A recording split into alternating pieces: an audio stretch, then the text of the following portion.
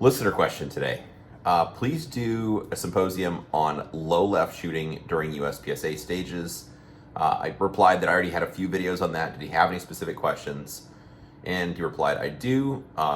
During the later stages of the match, realizes that his right hand pressure was increasing and causing low left shots. Tried to correct it during the match, but only made things worse. How do you handle mid-match issues? Well, part of the problem is, as you might be aware, you're kind of along for the ride a little bit.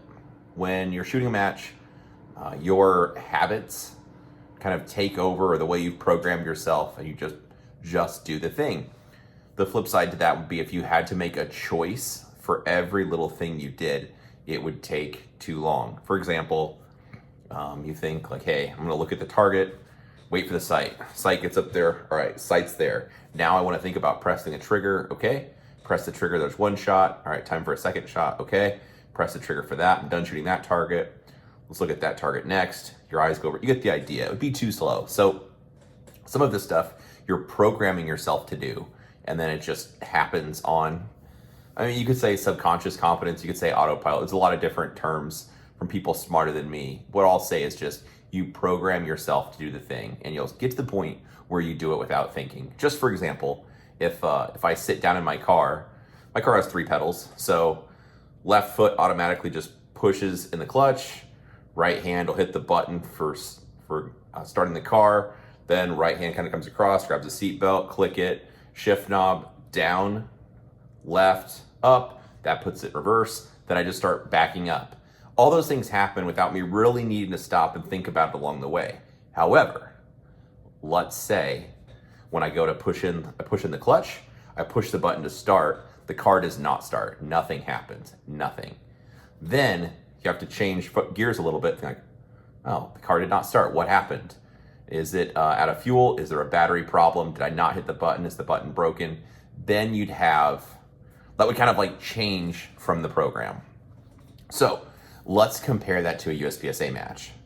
For example, let's say you shoot, there's an activator sequence where you shoot a popper, the popper falls down, and then some things happen. Sometimes when you go to shoot the popper, it doesn't fall down right away. So it's like you hit it, and there's an issue with the steel where it's like, I hit it where I was supposed to hit it, nothing happened.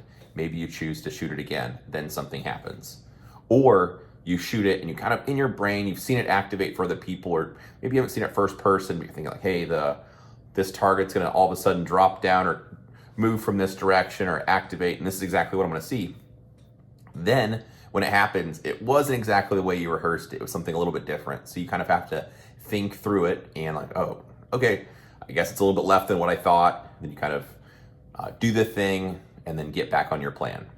So relating to what this guy is saying, mid-match issues, for example, let's say you go to this one, your grip, you start pushing on the gun, you kind of, in my opinion, kind of do the same thing where you almost say reset, but you have a couple different options with this instance specifically in terms of your grip. One, if your hands were super messed up, so let's say you're doing like a cup and saucer type grip and you're firing, you're like, this is not going to work. I need to fix my grip. So then for that, you just have to like pause, change your grip, get your hands in the right placement, and then go back to shooting. The other option for something like that is, like this instance, the pressures, is if your hands are in the wrong place, you could do what I said, like the reset, or you might just have to pause for a second, shift your attention to your firing hand, back up on the pressures a little bit, and then put your brain on your firing hand, like, hey dummy, just press the trigger without shoving down the gun, and put your brain on that for a moment, which maybe it's just a tick slower, but it's what might be required to get you the outcome you need. Another example, kind of similar to this, but, well, related, let's say. Sometimes I'll draw the gun and I'll have, not a terrible draw, but it's not perfect. It'll be just slightly off. Probably looking at it from the side, or if you looked at it on video, you'd think it was fine, but there's just some little something that I don't just love. In that kind of example, sometimes I won't want to fix the grip because it's really not that big of a deal. I just don't quite feel like I could use the force, so to speak.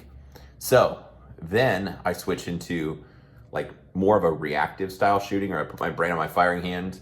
And if you watched it from the side or looked at it on a timer, you might not see a big difference, but my focus goes there. It's like, hey, I don't really love the grip that I have. I can make this work. Place extra importance on the way I'm pressing the trigger, that I'm not pushing down on the gun, just kind of focusing on my grip. When you shoot, I'm of the opinion you can only do one thing at a time. So, and for the most part, we are not good multitaskers.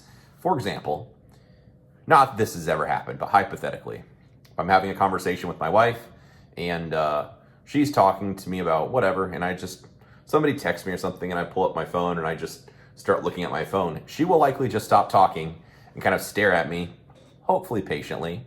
And that'd be because she realizes if I'm not looking at her, my attention has clearly went somewhere else and she no longer has my attention and I'm probably not listening. Not that I would ever do this on purpose, mind you, but things can happen. So your attention is like that in shooting.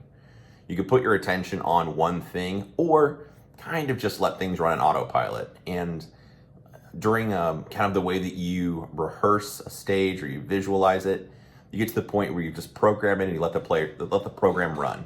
But if things aren't quite going as expected, you have an issue like this person saying, pushing into going with this firing hand, instead, you could put your focus just on your firing hand and kind of let everything else run in the background while you place extra importance on just what your firing hand's doing.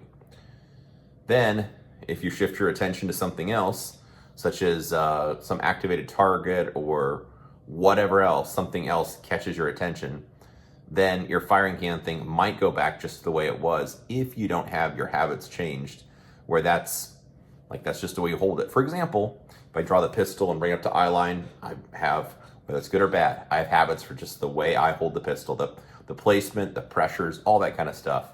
It's just what happens. So for this person, it sounds like, again, kind of reading between the lines a little bit. It says during the later stages of the match, maybe you get tired, maybe something else gets your attention, maybe you feel pressure, things aren't going the way you want it to, or it's going really well, and you're trying not to crumple under pressure or feel stressed, whatever the case could be. You might just want to shift your attention on that once you notice there's an issue. If you're death gripping it or starting to trigger freeze, take whatever it costs, 2/10, 3/10, 4/10 of a second, change your placement or relax your firing hand, then place your focus on your firing hand and keep shooting. Like I said, the other option of that is just you let the things play out the way it is.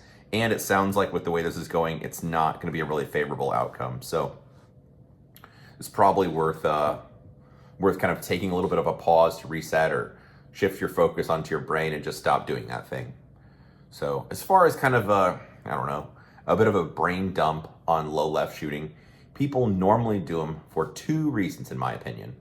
One would be, well, I had people in class today, this happens a lot. The gun starts to kick, and then you want to push it back down to stop it, especially at distance. So when you get into the 15-yard shooting, 20-yard shooting, when you're shooting, let's say the sight moves this much. Well, that much stays inside the A zone of the target at 5 yards, but at 20 yards, if your sight moves this much, it's likely going to go over the top of the target. That'll be a little bit trippy, and if you start watching the sight, oh boy, that thing's going pretty high. It'll be tempting to see the sight lift and then want to shove back down it just a little bit to make sure it stays on the target. Instead, if you're able to stack shots at 5, you should be able to do that again at 15 or 20, or at least reasonably, hold the A zone. But that's going to come from you just trust and believe. If you stay laser focused on the spot you want to hit, don't do anything goofy with your hands or push on the gun, the shot will go where you want it to. The other reason, I think it's kind of a physical thing. So the gun's kicking in your hands and you want to fight back and fight that push that you know is coming. For example, if I'm getting ready to press the trigger and the gun's getting ready to lift, I could push kind of at the same time I'm pressing the trigger, or maybe a tick before, to kind of stop it from doing the thing. And it's not going to be super helpful. Instead, you want to just place your focus on your firing hand, accept that the gun's going to recoil a little bit, and just trust and believe. If you stay laser focused, the spot you want bullets to go, the sight will track back there. So hopefully that answers the question. At least it's good that you aware of the fact that you're doing it. The other thing is just a possible cause could be your right hand's doing more, because we're assuming this person's right-handed. Your firing hand's taking over because your support hand is not helping. So later in the match, your hands could be sweaty or tired, something like that, where you're having a tough time keeping your support hand attached or connected to the pistol or the grip. So maybe while you're shooting, all of a sudden your support hand starts to slide down the gun or something along those lines. That would be another reason for possibly this happening. Your support hand's not doing much or not doing enough, so the firing hand's trying to take over to do what the support hand's not doing.